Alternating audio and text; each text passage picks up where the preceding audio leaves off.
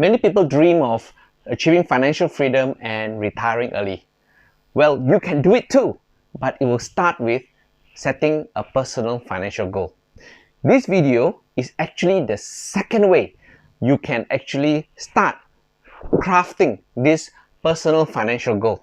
And watch this video to the end because there's a little tip right at the end where it will help you to stay the course so that you can achieve your personal financial freedom and also retiring early. So watch it to the end, okay?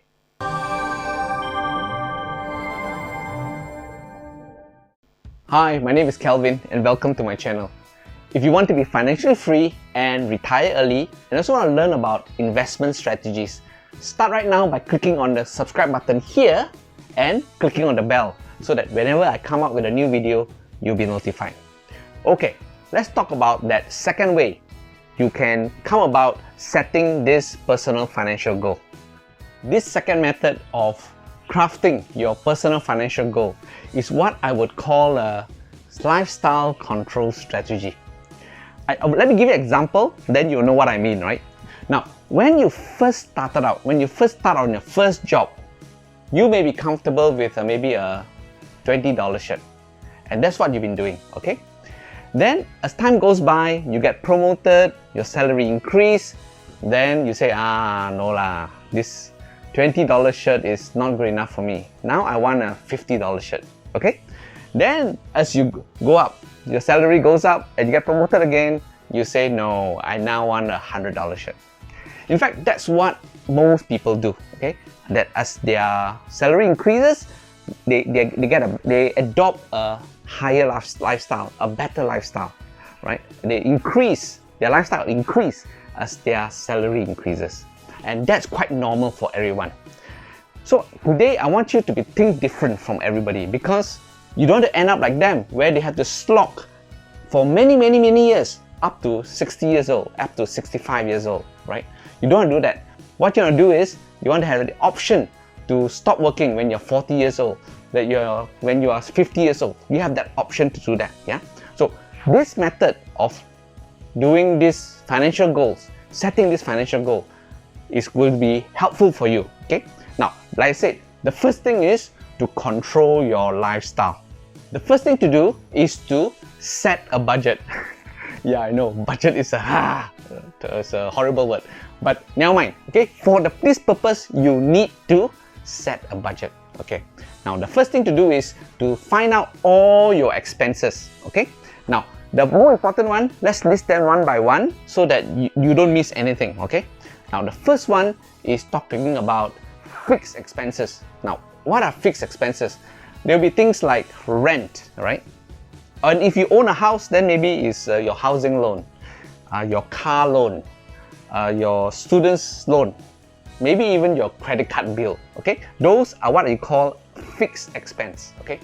Now, the next one is what we call an operating expense. Yeah, just like the financial for companies, yeah? But I want to adopt that word because it's helpful for us, okay? Now, operating expense are what?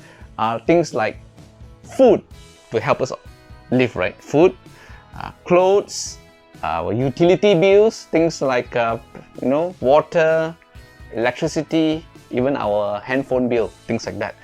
Those are what I call a operating expense. List them all down. The other thing that I feel you should put into this expense budget is a budget for entertainment, okay? Something like a movie or even for a night out or even some money set aside for something that is good for the family, right? So these are things that we want to put it down. Why? I know some people say no, those are all luxury and things like that. But I think if you're going to carry on this kind of method, this strategy, then for 10, 15, 20 years, surely I think we should reward ourselves at times, right? That we should feel happy. So that's why it's important to put aside this part of it, which is for entertainment, so you must put it aside.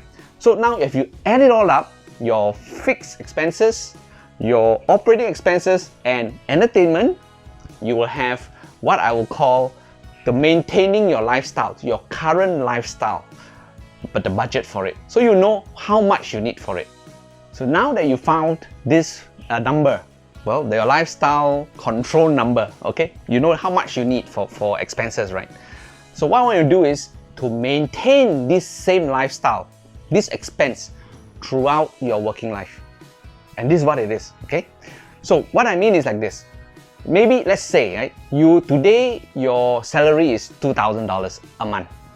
And in order to be comfortable, in order to have all the things that we have talked about, you are spending $2,000 a month too. So which means your salary equals your expenditure, okay? Now, if tomorrow comes, next 10 years, 5 years down the road, right? What happens? Surely you will have a salary increase, right? So what happens is your salary increase, let's say to 5,000. So what are you going to do with the expenditure?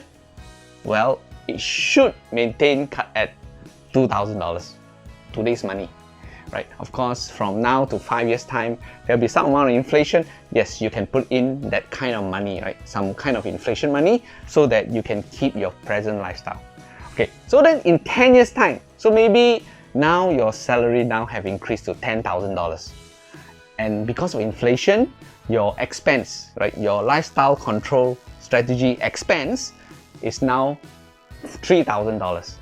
So that's what we are talking about, right? It's still maintaining the lifestyle, the same lifestyle that we're talking about for the 10 years. But now you're earning more, $10,000. So what am I getting at? Now, because over the years, as you increase, your salary increase, then what happens?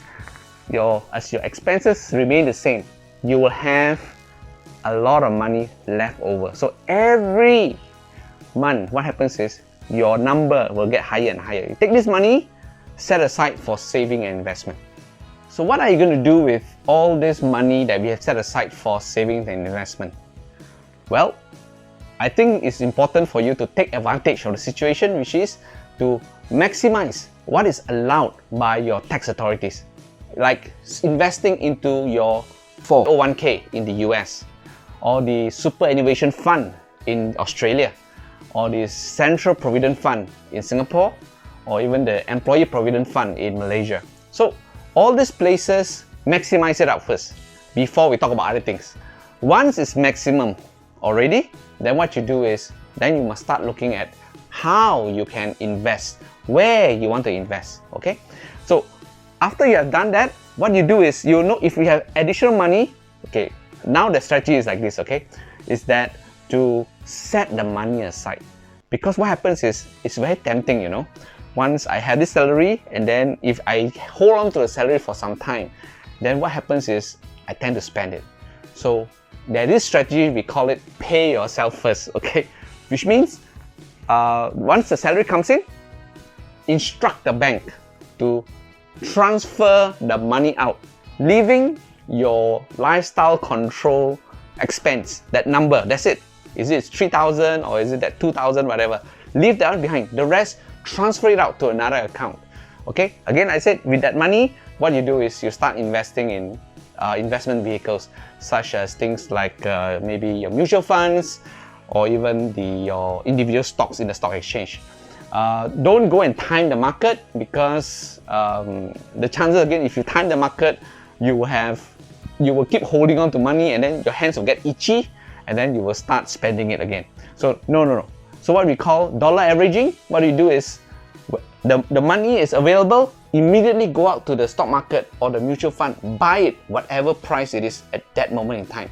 If you set a date which is on the 5th of the month, for example, then every 5th of the month, buy the stock or buy the mutual fund at whatever price. Say at $2,000 every month you do it. That's what you do. Every month you allocate $2,000 to buy the stock, buy the mutual fund at whatever the price it is. And that's called dollar averaging. Because over time, dollar averaging will help you to acquire more stocks of mutual funds and also the individual shares of the companies that's in the stock market. I keep saying second method.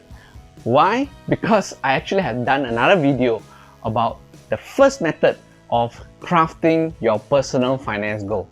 I suggest that you watch that video together with this video, and decide for yourself which method resonates with you. Okay, and that video, that first method that I'm talking about, is actually here. The next thing that we should do to help us focus on the finishing line and on the end goal of achieving financial freedom and retiring early is to start something called a dream board or a vision board. Okay, now what it is?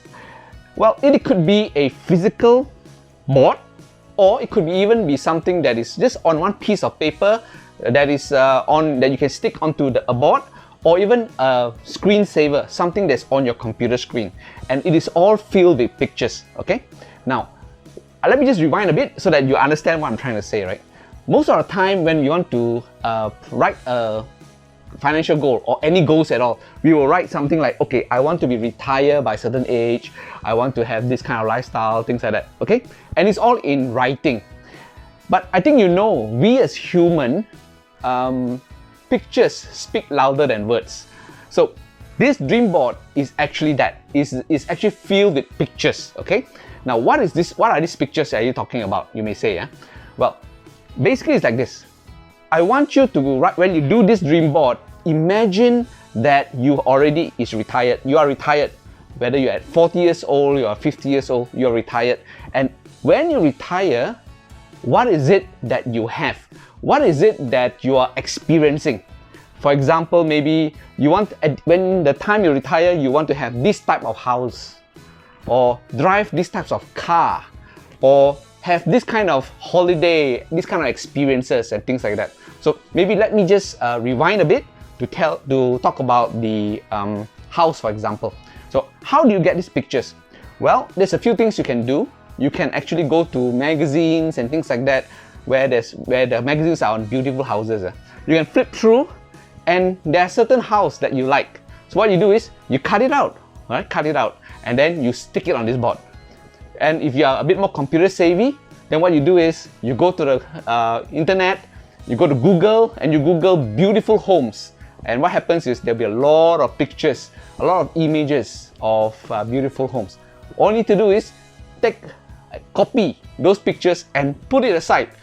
Put into maybe a PowerPoint, put it in the side, just stick it onto there, yeah? So that's what you do for houses. For cars, it's the same thing.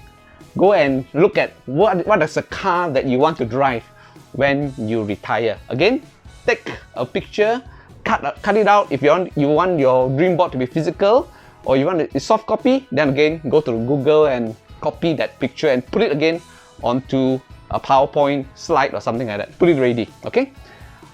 Or maybe at the end of when your retirement age, what you want to do is you also want to take the family for a family holiday to maybe Disneyland.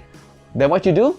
Again, either Google or you take picture, you get a photograph of Mickey Mouse and Donald Duck.